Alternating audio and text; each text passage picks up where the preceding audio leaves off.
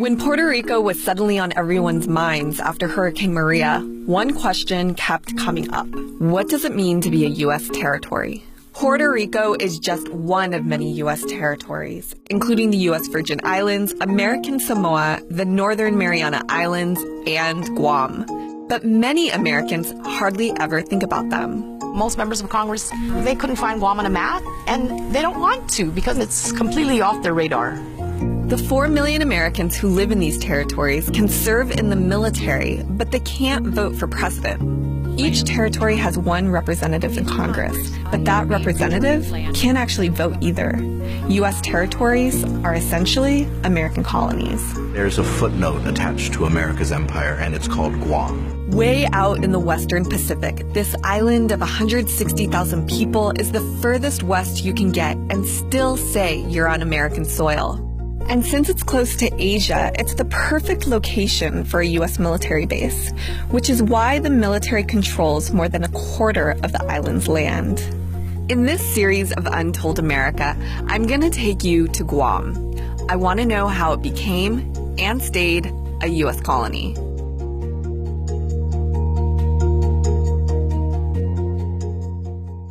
Driving around Guam, you can't miss that this is America. You can hear planes taking off from Andersen Air Force Base. Tourists shoot guns at Wild West-style ranges and snap photos in front of a replica of the Statue of Liberty. But like the other territories, Guam is not fully American. Since Guam is considered a possession of the U.S. but not part of the U.S., the Constitution doesn't apply.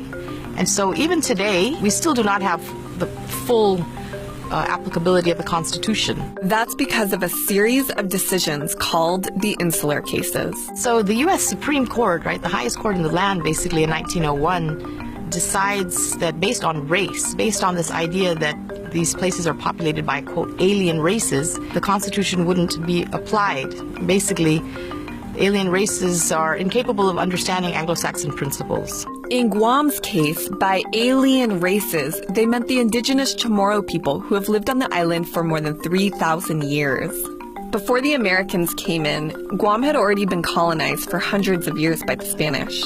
Then with the Treaty of Paris in 1898, the United States took control of Guam, the Philippines, and Puerto Rico. Now, when they took Guam, they declared the entire island to be the naval station of Guam. And what that would mean for the Chamorro people was that the military ruled our lives. And there was no consideration of civil rights for the people, political rights. It became a dictatorship. The Chamorro people were denied the right to citizenship and banned from speaking their language. This continued for decades until the United States of America was suddenly and deliberately attacked by naval and air forces of the Empire of Japan. Just hours after the bombing of Pearl Harbor in Hawaii in December 1941, the Japanese also bombed Guam. They had actually evacuated all of the white wives and children to the mainland. Because they were expecting the Japanese to bomb the island. Right. And I mentioned white wives and children because they didn't evacuate the Chamorro women who had been married to Americans. The Japanese occupied Guam for 2.5 years during the war.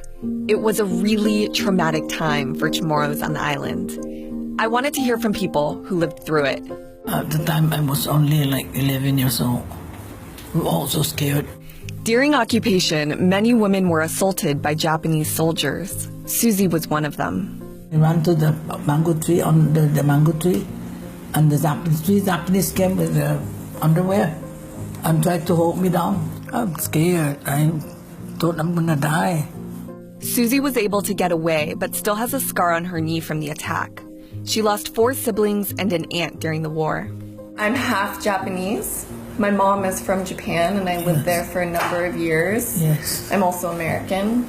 I never learned these stories growing up. I didn't know any of these stories growing up. During the Japanese occupation, Chamorro people were forced to work the fields to produce food for the Japanese. Toward the end of the war, the Japanese became more brutal, killing Chamorros in mass and rounding them up into concentration camps. Susie's aunt died on the march to one of the concentration camps when she couldn't keep up. She was beaten and thrown into a ditch.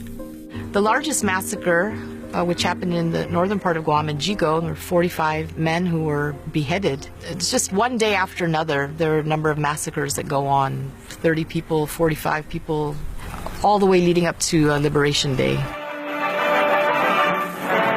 For 17 days without let-up, American planes and ships assault the island of Guam. For people who were there at the time, you can understand the relief, the excitement, the sense actually of liberation, of freedom. People felt safe that the United States is back. We were so happy.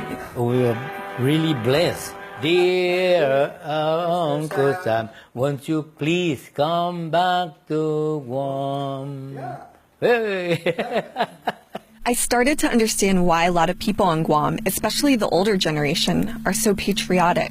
But after the war, Chamorros were moved into refugee camps, and the military began taking land all over the island. The property to the left, all the way practically to the ocean, is my family's property.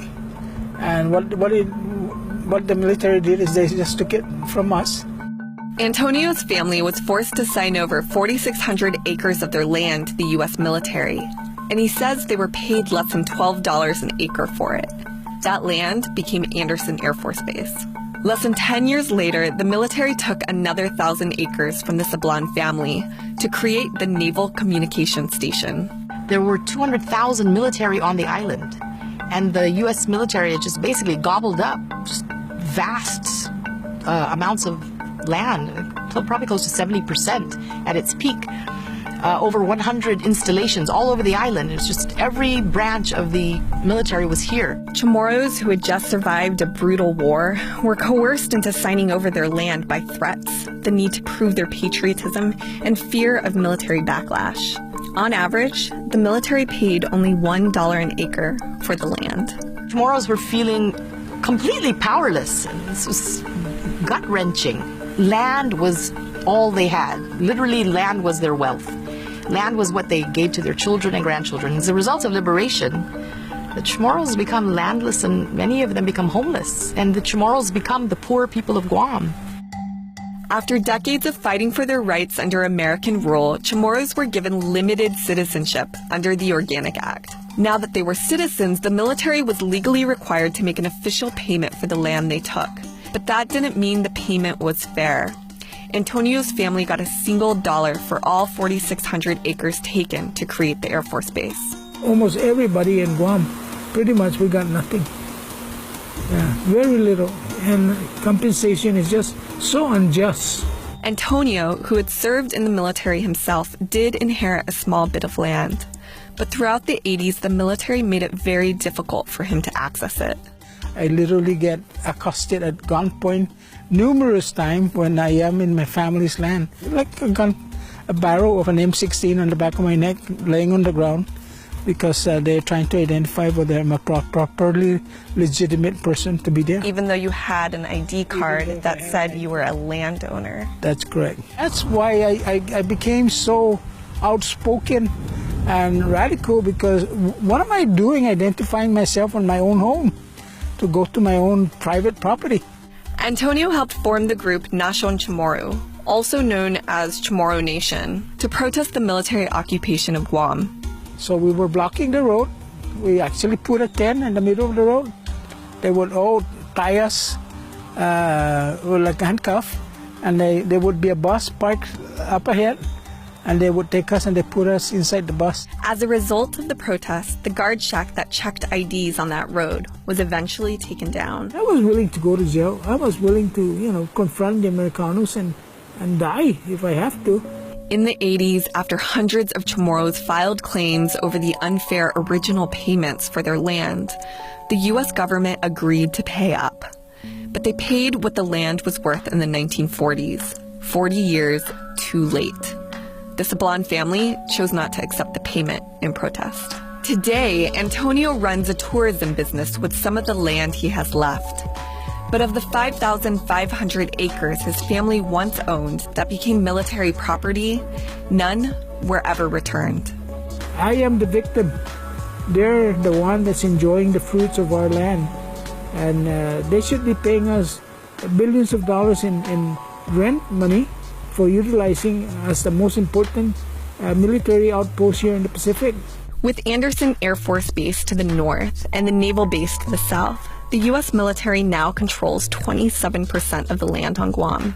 Because of Guam's complicated past, I can understand how the legacy of liberation lives on. But while patriotism on the island is still strong, there are people who are pushing back against the military. They say it's time for Guam, an American colony, to choose its own fate. Thanks so much for watching part 1 of our series.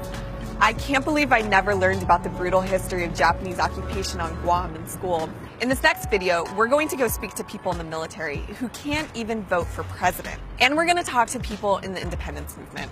And don't forget to like, share, and follow for more of Untold America.